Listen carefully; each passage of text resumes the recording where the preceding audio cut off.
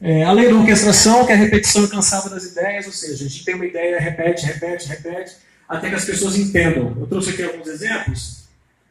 Por exemplo, Minha Casa Minha Vida, um programa do governo anterior, né? Aliás, os governos do PT, eu acho que começou com Lula, se eu não me engano, esse projeto, e todo mundo já ouviu falar sobre isso, porque é a simplificação da ideia da casa própria, através do marketing. E depois a ideia do bandido bom e bandido morto. Desculpe o termo, mas eu quis trazer uma coisa bem na internet. E foda-se quem tem menos de 18 anos. Meu Deus, vai trazer um palavrão aqui para uma palestra de uma universidade? Sim, a linguagem da internet é essa, todo mundo está acostumado com isso. E é o que as pessoas têm que lidar todos os dias. Né? Estamos aqui para falsear a comunicação. Essas duas simplificações e repetições, elas acabam por ser absorvidas, que são dois exemplos, existem outros, acabam por ser absorvidas pelas pessoas. E ideologias que vão depois serem utilizadas, depois essas ideologias vão ser utilizadas por candidatos que se colocam com algumas propostas. A lei da transfusão, que é a exploração do gosto popular, ou seja, a mitologia, o que vai na nossa cabeça, né, na nossa cultura, o que nós acreditamos, quais são as coisas que estão permeando a nossa sociedade, que são coisas tidas como pontos pacíficos, e que podem ser utilizados pelo marketing político para serem explorados. Temos aqui a Marina Silva, que é hoje, se não me engano, a segunda colocada nas pesquisas eleitorais, quando o Lula não entra nessa pesquisa, né? Acho que é o Bolsonaro em primeiro e a Marina em segundo. Então a Marina fala como slogan: não vamos desistir do Brasil. É um tema que, como eu falei, permeia a sociedade de certa forma. A gente tem essa ideia de esperança, de reconstruir o país. Ela utilizou esse termo. E temos aqui o Bolsonaro falando dos direitos humanos. Esterco da vagabundagem. Colocou-se no Brasil a ideia de que direitos humanos é para defender bandido. Isso tem funcionado bastante aqui, porque é um país muito violento. Né? Eu tenho um amigo jornalista que costuma dizer que o Brasil é um país muito bárbaro. A gente se mata todo dia. E realmente isso acontece. Então, diante de tanta violência, a ideia de direitos humanos é um pouco deturpada nesse meio e acaba por ser entendida pela população de uma forma geral. Uma população que é massacrada todo dia com programas policiais grotescos que expandem esse tipo de discurso, que, ao meu ver, é totalmente equivocado. Né? A questão dos direitos humanos não passa pelo que eles colocam dessa forma, mas, enfim, certamente muitos de vocês aqui concordam com essa frase, senão ela não estaria aí na camisa que o Bolsonaro exibe. E depois a lei da unanimidade e de contágio. Ou seja, as pessoas são influenciadas pelas opiniões e comportamentos de grupo. Né? E a propaganda deve criar sempre uma ideia de que todos nós participamos daquele grupo. A ideia de unanimidade. E temos aqui, unidos pela Lava Jato, unidos pelo Brasil. A ideia de que todos que eram a favor da Lava Jato estavam defendendo o Brasil. Isso também foi bastante difundido. Pronto, chegamos ao ponto onde chegamos, que todos sabemos quais são. Vou falar um pouquinho de internet nas eleições, que afinal é para isso que a gente veio aqui. Eu costumo sempre, nas minhas palestras, falar um pouquinho da evolução da web, para a gente ter a ideia de que as coisas têm um encaminhamento. Né? Nós chegamos ao ponto que chegamos, não foi à toa. Aqui tem uma página da internet de 1992. Vocês provavelmente não se lembram disso, vocês se lembram. Lembram-se muito pouco. Era assim, não tinha nada muito atrativo assim, né? Nós tínhamos ali os hiperlinks, mas não tinha áudio, não tinha vídeo, era uma coisa muito, muito simples, mas já era uma grande novidade. Depois a web 2.0 evoluiu de forma a permitir que nós publicássemos na internet. Eu comecei a trabalhar com a internet muito cedo e eu me lembro que eu era estagiário numa escola. E nessa escola nós fazíamos as notícias do site, era uma novidade enorme. E aí nós fazíamos o texto, tirávamos as fotos, mandávamos para o provedor, e aí no dia seguinte ele publicava. Então se a gente mandasse um texto errado, tinha que esperar mais um dia para corrigir aquele texto. Com o tempo aquilo foi, claro, ultrapassado, né? E quando surgiu a possibilidade de nós mudarmos o que estava na internet no mesmo dia, já foi uma grande evolução. Então essa foi o Web 2.0, que permitiu o surgimento de blogs, o surgimento de sites, redes sociais que possibilitavam que nós publicássemos coisas. Quem se lembra do Orkut aqui? Ah, vocês se lembram bem. Achei que a gente era mais velho aqui, Toninho.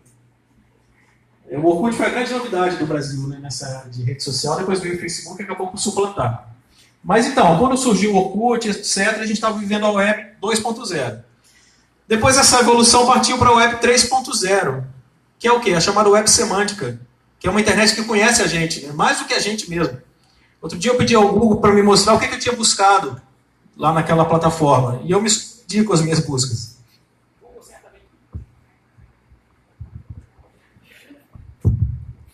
Voltou. O Google certamente me conhece mais do que eu mesmo, né? Porque ele tem o histórico do meu comportamento, etc.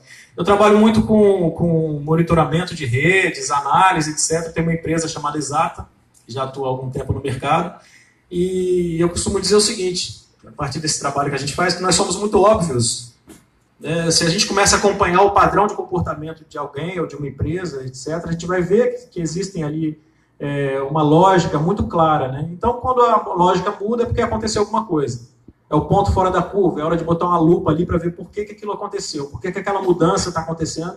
E é assim que a gente identifica, em trabalhos de rede, as tendências. As tendências são os pontos fora da curva que vão se expandindo e mostrando o que está por vir, né?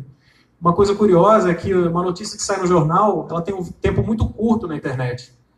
O jornal não tem mais a relevância que tinha antigamente, né? Então, se uma Gazeta, por exemplo, a Tribuna, dá uma manchete impactante, aquilo na rede vai ter um tempo de vida 2, 3 dias, no máximo uma semana.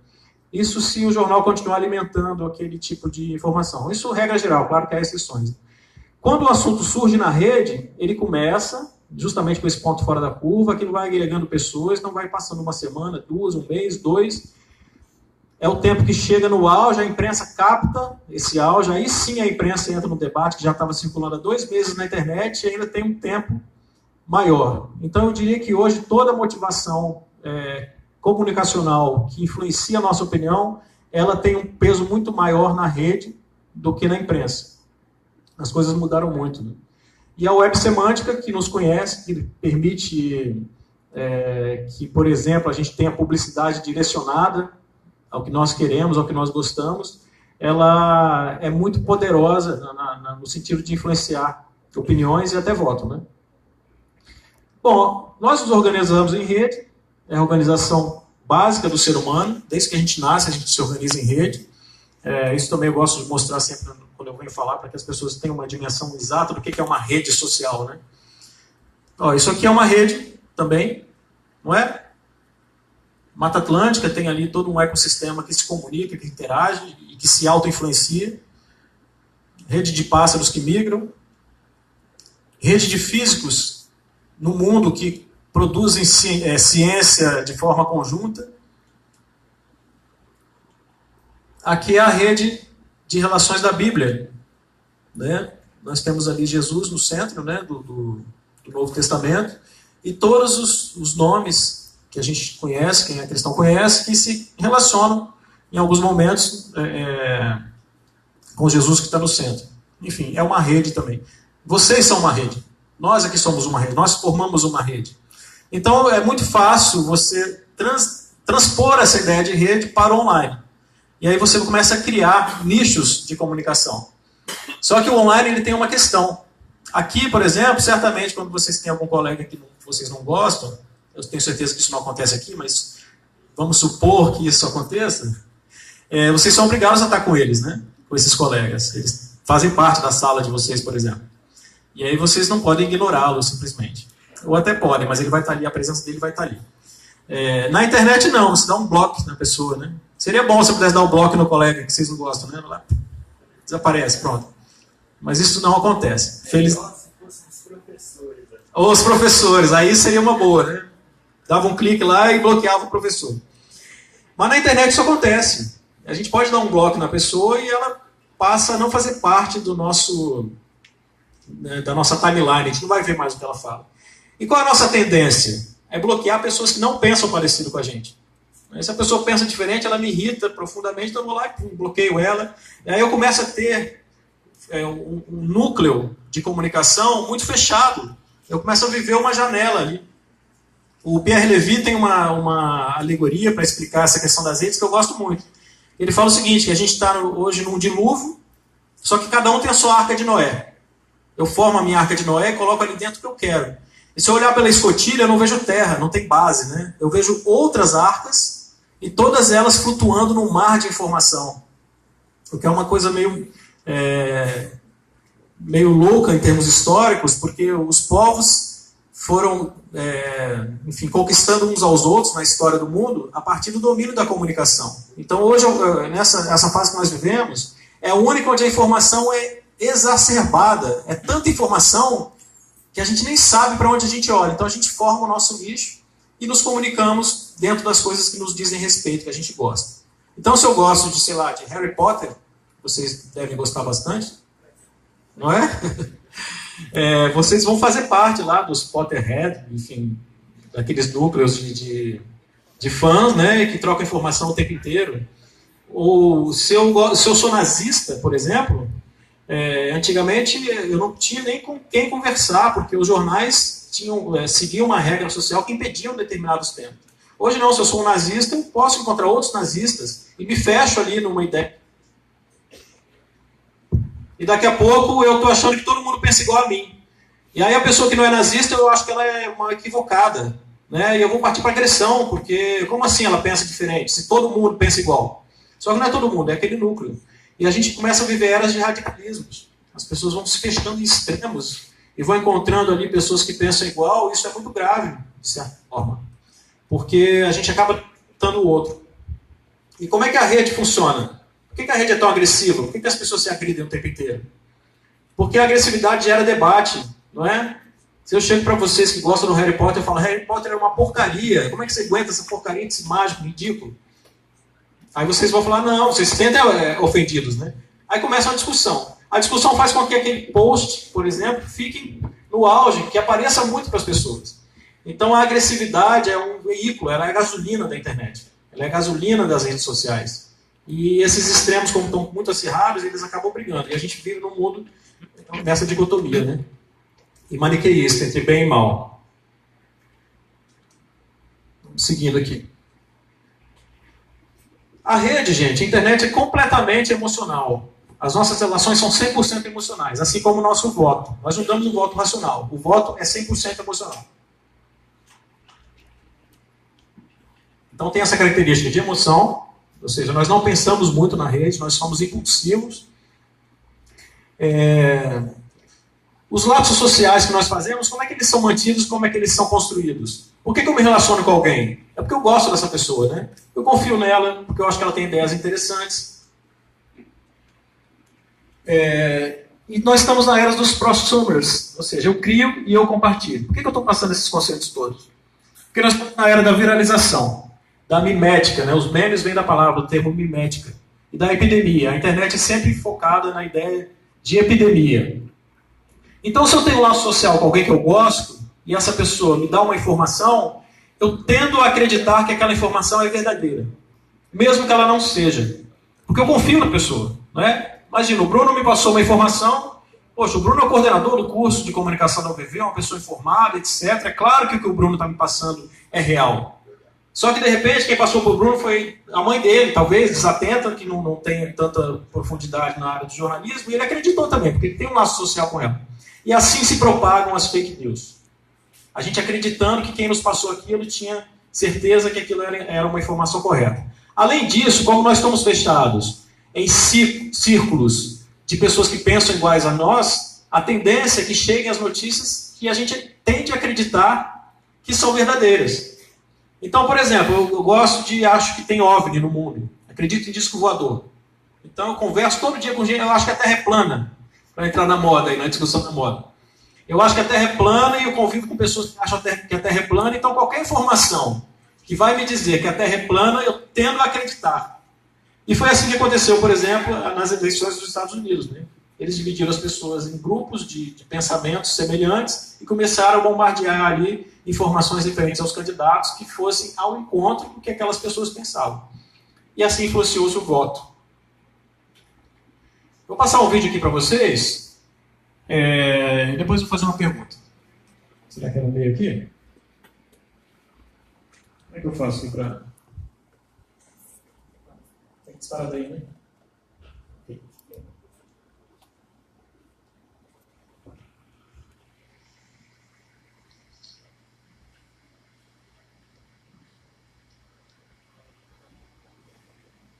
Oh.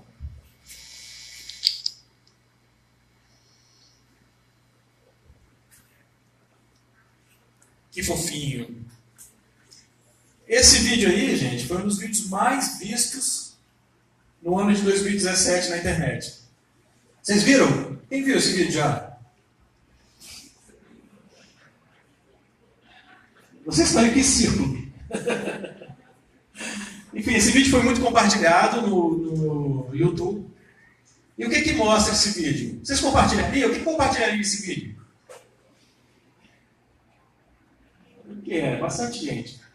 Por que a gente compartilharia esse vídeo? O que acontece aí?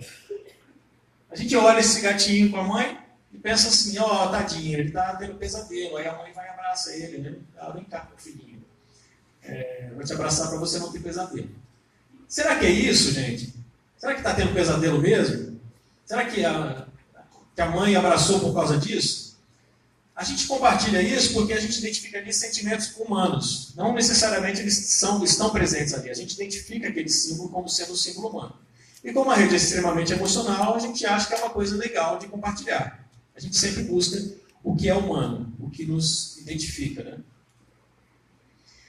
Isso acontece em basicamente todas as esferas. Tudo que é mais emotivo, que nos dá uma ideia de emoção humana, a gente vai compartilhar, e tudo isso faz parte do contexto que vai formar também as fake news e do contexto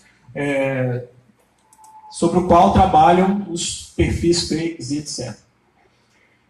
Vamos falar um pouquinho sobre esfera pública e esfera privada, muito rapidamente. Isso aqui é esfera pública ou privada? Pública, né? É uma manifestação, pró-impeachment, provavelmente. Isso aqui, privada? Família? Seria uma esfera privada, digamos assim. Opa. E aqui? É pública e privada? Por que nos interessa saber quem que o Obama, como é que é a família do Obama, né? E aqui? Para quem não sabe, é o Big Brother. Esfera pública ou privada? É uma casa, mas está sendo transmitida para todo mundo. Por que eu trouxe esses exemplos aqui para vocês? A fronteira entre o que é público e o que é privado hoje nos interessa imensamente. Muito mais do que as propostas de governo, enfim, com as ideias do que algum determinado parlamentar vai fazer se ele for eleito no Congresso, o que o governador vai implementar. Isso está muito longe do que vai definir o nosso voto hoje. Lembra do gatinho lá? Aquilo nos toca muito mais do que alguém falando uma proposta. Um político na televisão falando, eu vou aprovar isso, vou aprovar aquilo, minha proposta é tal, na educação. A gente nem se interessa muito por isso. A gente se interessa pelo que é público e o que é privado. E as eleições no Brasil hoje, elas estão se configurando em torno disso. Em torno do que é público e do que é privado. Então nós temos aqui um meme que está circulando pela internet. Sou hétero, de direita, carnívoro, conservador, anti-mimimi, anti-drogas, pró-vida e a favor do porte de armas. Como eu posso te irritar mais hoje? Lembra a ideia da irritação, do conflito, né, da implicância? Porque eu quero que isso se coloque de uma forma mais exaltada. Né? Onde é que está aí alguma coisa ligada a políticas públicas? Sou a favor da privatização, por exemplo. Né? Sou contra a reforma da Previdência, e etc. E nós temos também o oposto, né? Sou pró-LGBT, de esquerda, vegetariano, contra o porte de armas, a favor da liberação da maconha, a favor do aborto e defendo as cotas. Como eu posso te irritar mais hoje? Eu nem vou perguntar a vocês qual que vocês se identificam mais aqui. Mas eu diria o seguinte, hoje quando você fala que alguém é de direita, você quer dizer isso aí dessa pessoa. Ou quando você fala que alguém é de esquerda, você quer dizer isso aí dela. Agora, será que é isso? Eu não posso ser, por exemplo, carnívoro e a favor do aborto? Eu não posso ser a favor do porte de armas e de esquerda? Por que eu tenho que ter esse selo na testa? Porque é mais fácil.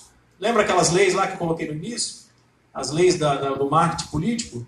É mais fácil eu colocar uma coisa simples. É mais fácil eu falar com a pessoa assim, você é de esquerda. E aí eu quero dizer todo esse peso aí que tem em termos ideológicos. É um pacote, né? Como se eu não pudesse ser uma pessoa que, de repente, vota na esquerda ou na direita, ou que não tem uma ideologia muito definida, que escolhe o candidato. Isso é o que nós estamos vivendo hoje no Brasil. Em grande parte do mundo, não só no Brasil. Aí você tem variações, né?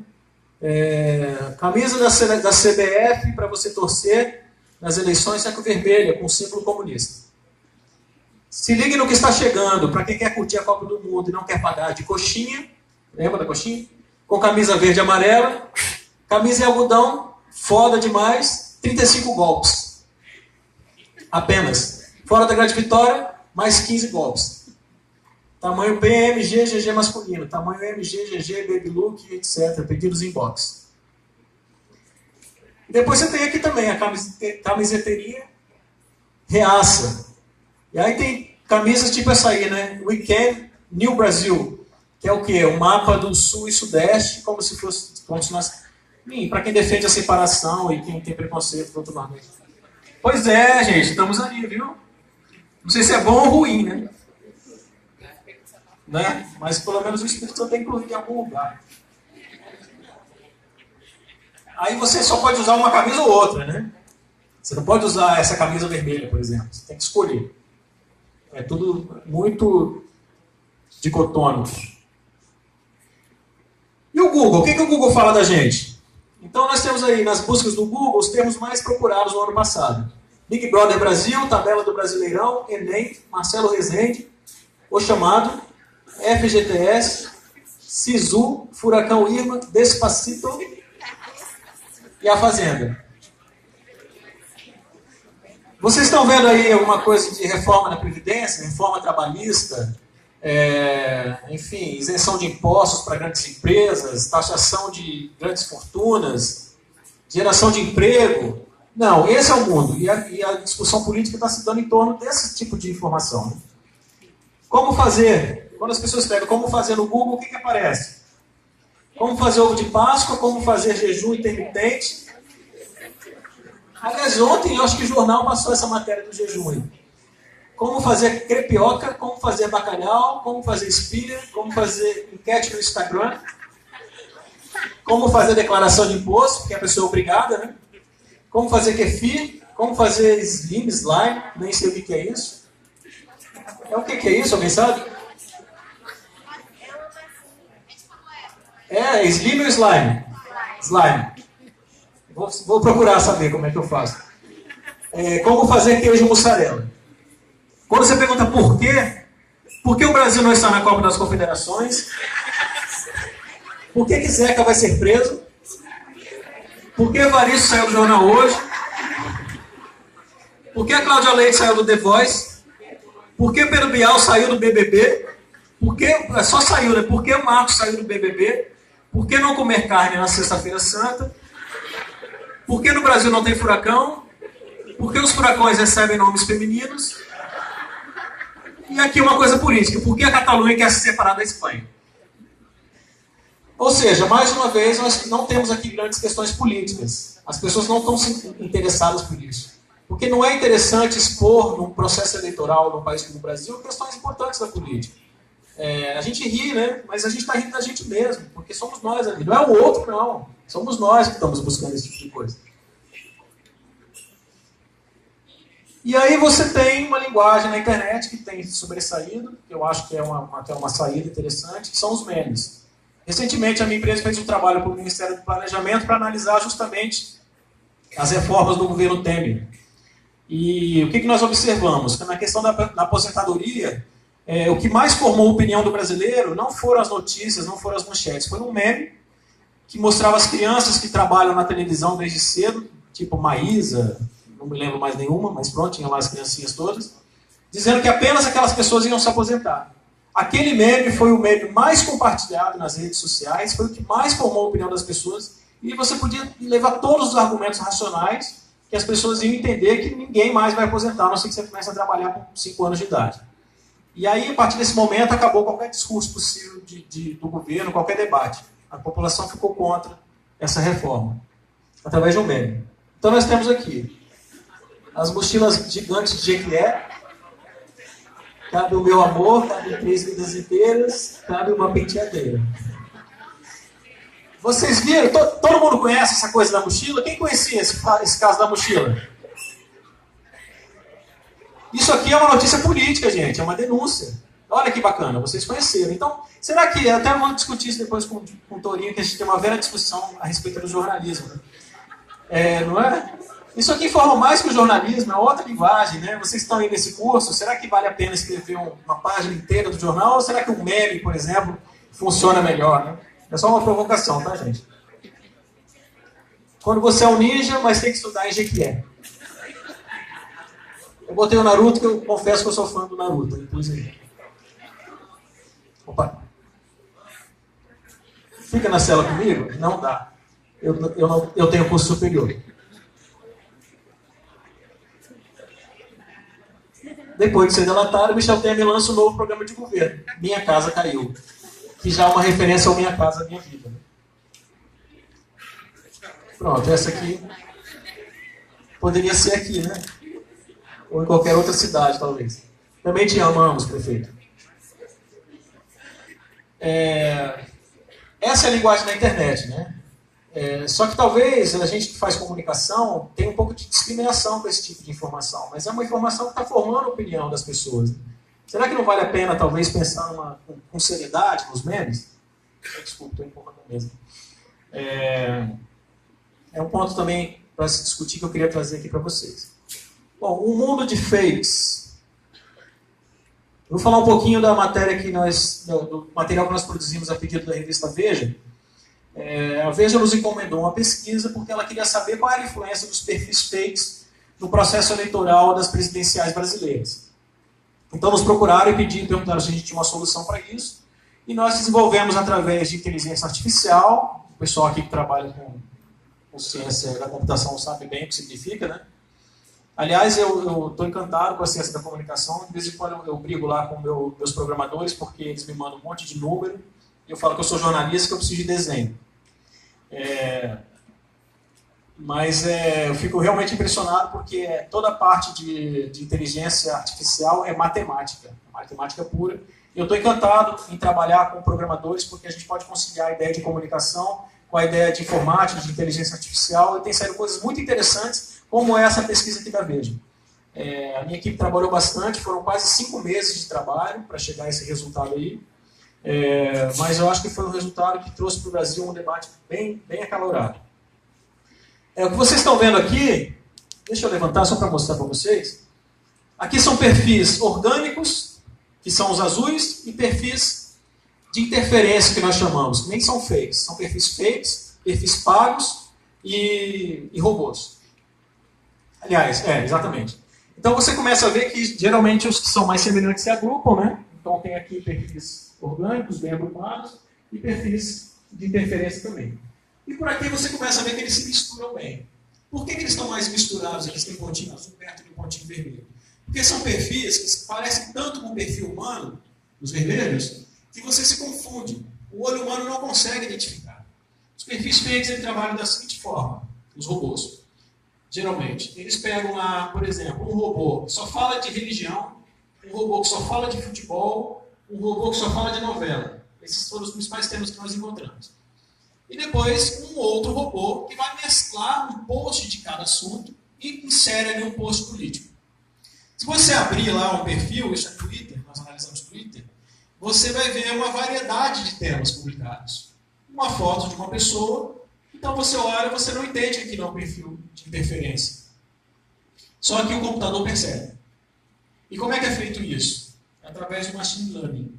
Nós ensinamos a máquina a identificar quem é o perfil de interferência. Então nós pegamos lá 1000 perfis, que são esses perfis que são feitos para interferir no processo, ou seja, que são manipulados, jogamos lá para a máquina. Depois pegamos mais 1000 perfis normais, de gente normal, e jogamos também para a máquina. Ela começa a fazer os cruzamentos lá, os algoritmos, que o pessoal da programação aí faz. E aí nós conseguimos, nesse caso aí, identificar 54 pontos que diferenciam uma coisa da outra. E aí envolve não só o texto que está ali, mas a frequência de publicação, o número de publicação. Nós encontramos, por exemplo, perfis de interferência, que possivelmente eram pagos, que não trabalhavam aos fins de semana, ou perfis que publicam a cada 5 minutos, não pode ser humano. Enfim, são 54 pontos que diferenciam um do outro e que resultou nessa pesquisa aí. Então nós identificamos, nós analisamos quase 1,5 milhão de tweets e retweets, e identificamos ali 410 mil perfis, e desses 410 mil, 28 mil eram de interferência. Tweets que falavam o nome de alguns dos possíveis candidatos a presidente. Na altura eram 16. Hoje eu acho que está mais ou menos desse tamanho também. O que nós entendemos? O que nós descobrimos? Que 27%, isso tem uma margem de erro de 5%, que é uma margem de erro muito boa. Quem trabalha com informática sabe disso, né? Nós conseguimos atingir um grau muito bom de margem de erro. E nós chegamos, então, à conclusão que cerca de 27% da informação que circula no Twitter sobre as presidenciais é informação feita por perfis de interferência, para interferir, para nos manipular. Não é orgânica. E a média de publicação dos perfis de interferência é 13,48 posts por mês. É claro que isso varia uns mais, outros menos. O perfil que mais publicou postou 549 vezes. E em termos de usuários únicos foram 288 mil. E aí nós temos para quem que esses perfis trabalham? Os 100 principais. Os 100 mais ativos. Desses 100 mais ativos, 72% são pró-Bolsonaro. O que mostra uma estratégia desse candidato muito focada na rede e muito focada nesse tipo de perfil. E 19% pró-Lula. Se nós expandirmos para os 1.000 perfis que mais publicaram, 1.000 perfis de interferência que mais publicaram no período analisado, que foi um período de um mês, foi do dia 7 de setembro a 7 de outubro, ou seja, terminou exatamente um ano antes da eleição. Então, se nós ampliarmos para 1.000 perfis, nós vamos ter aí o Bolsonaro com cerca de 56% e o PT com 40 e poucos por cento. PT Lula. A Veja acabou por focar somente no Bolsonaro, porque ela achou que era mais interessante pela linha editorial, provavelmente. Mas há essa briga que nós vemos entre coxinha e mortadela é alimentada por ambos os lados, né? Não é só uma coisa do Bolsonaro. Os demais candidatos passam a margem. Ali nós temos 1% do Dória e pouco mais. Agora aparece alguma coisa do Ciro, aparece, mas sempre muito residual. Os candidatos, tipo João Arruedo, também já começam a ter algum tipo de ação na rede nesse sentido, a Marina não. Mas basicamente, PT e Bolsonaro. Aí a gente começa a pensar assim, não é por isso então que o mundo está nessa briga, né? Está tão dividido. Todo tipo de discussão política hoje é essa, ou você é esquerda ou você é direita. Por quê? Porque está aqui, está muito claro. O que é colocado para nós discutirmos artificialmente é feito por esses dois grupos, que são extremos, né? Que se opõem, que se retroalimentam. É importante que eles existam, porque um alimenta o outro.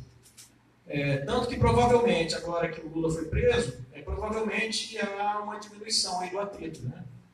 Então começam a surgir novos cenários. As pessoas estão um pouco fora dessa dicotomia aí. Não fizemos a pesquisa, mas se fizermos, pela minha percepção de acompanhamento diário de redes, o conflito caiu um pouco, mas o número de perfis que são utilizados continua bastante alto.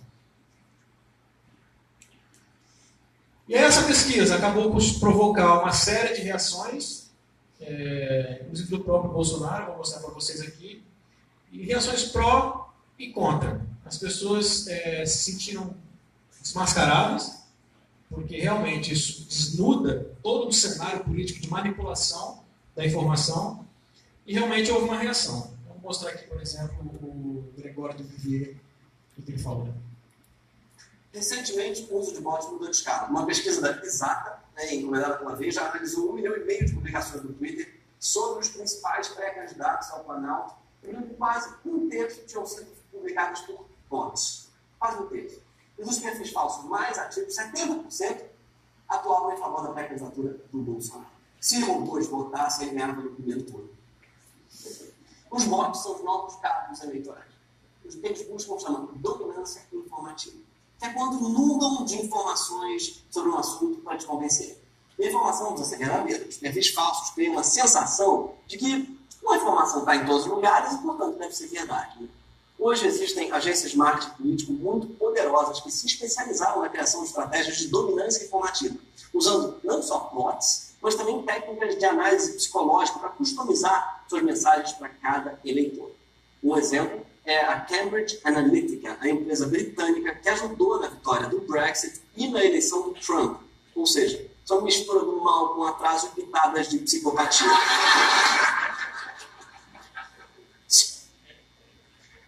Aqui nós identificamos a posição política dele, então ele utilizou a reportagem da Veja para falar, de certa forma, mal do candidato que ele provavelmente não vota. E temos a reação do próprio Bolsonaro na reportagem. Deixa eu passar aqui.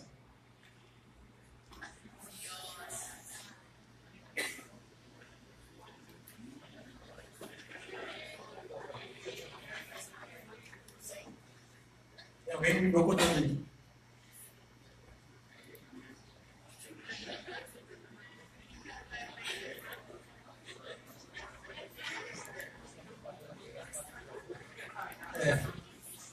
Capa da revista Veja dessa semana. Eleições. Robôs e perfis falsos impulsionam a campanha de Bolsonaro na internet. Muito obrigado pela fotografia. Fiquei muito treinado. Começa a matéria. Uma pessoa procura uma empresa em Vitória, Espírito Santo, dizendo-se ser meu assessor, para então buscar maneiras de impulsionar a internet. A empresa simplesmente não aceita, porque tem compromissos com outros candidatos. Mas a missão é cumprida. Todos os números da revista foram buscados diretamente com o senhor Mauro Paulino, diretor-geral do Datafolha. Mais avante, a empresa contacta o senhor Sérgio Benícolo, que na verdade é um professor em Portugal, brasileiro, e é também um jornalista de esquerda.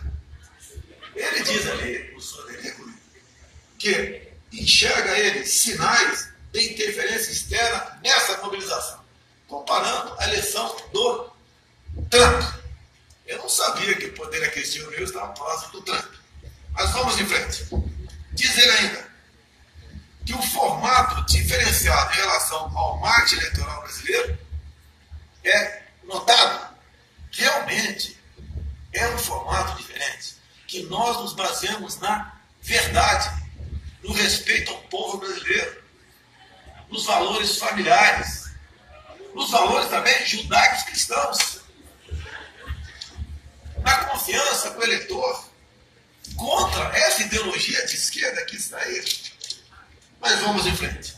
Diz ainda o senhor Benícolo, aqui a figura dele aqui, que o trabalho realizado por mim na internet só pode ser detectado usando robôs de nova geração com inteligência artificial. Termina a matéria. Agora, segundo o senhor Carlos Pereira, cientista político e professor da Fundação Getúlio Vargas, diz ele que nós não obteremos sucesso, com toda certeza, por ocasião das eleições, porque eu não tenho partido político, não tenho fundo partidário, não tenho tempo de televisão ou de rádio. Aí ele está certo. Só que faltou o nosso empresário cientista político dizer uma coisa aqui na revista.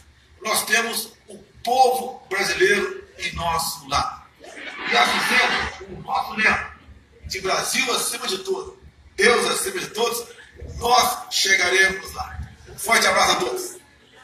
Capa da revista Veja dessa semana.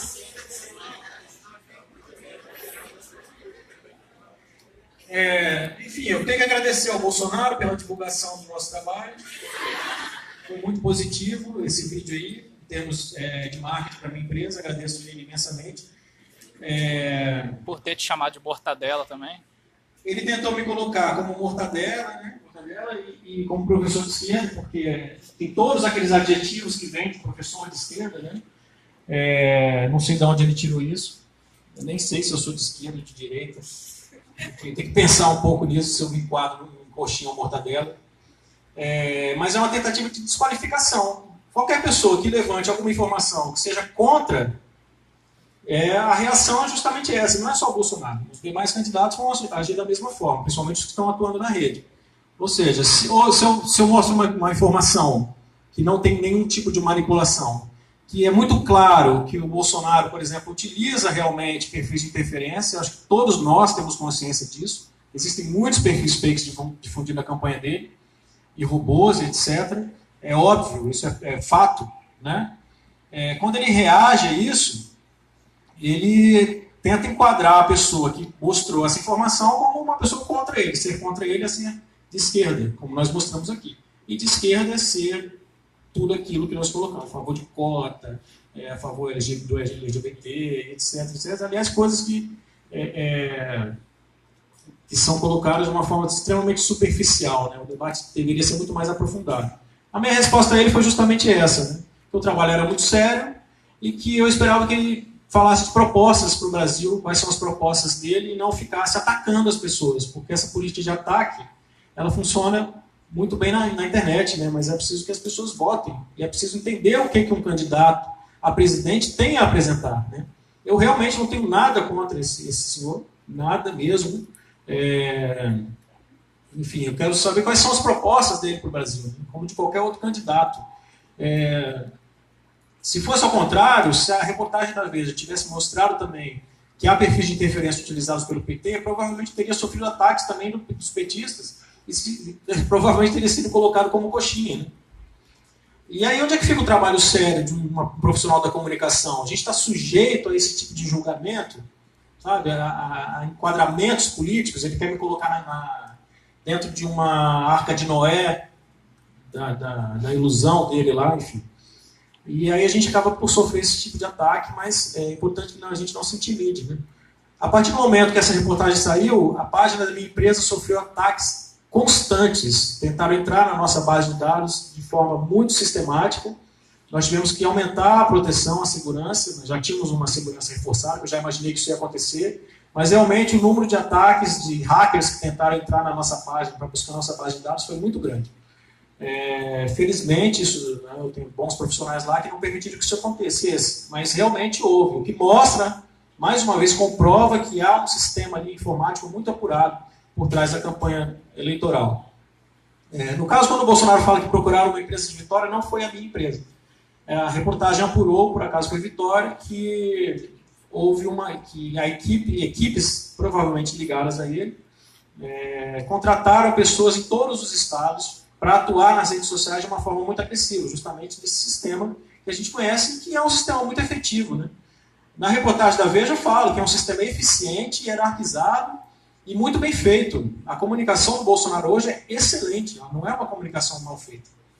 A gente pode criticar o conteúdo dela, né? Algumas pessoas podem até gostar, enfim, ou criticar. Mas a eficiência é muito positiva, tanto que é um candidato que virtualmente já está no segundo turno. Realmente não tem tempo de TV, não tem nada, mas usa a rede como ninguém. Mesmo porque a rede dele é mais de ataque, a rede do PT é mais de defesa. Apesar de que agora eles estão reagindo também, começam a fazer ataques, justamente entrando nessa lógica do direita e esquerda. Enfim, gente, vou parar de falar um pouco também, porque temos um debate pela frente, né? Eu queria só trazer esse panorama para vocês, para dar uns subsídios para a gente poder conversar aqui um pouco. Espero que tenha sido uma boa ilustração, né? Agora a gente tem muito para conversar ainda. Eu vou passar aqui para o Torinho. Obrigado.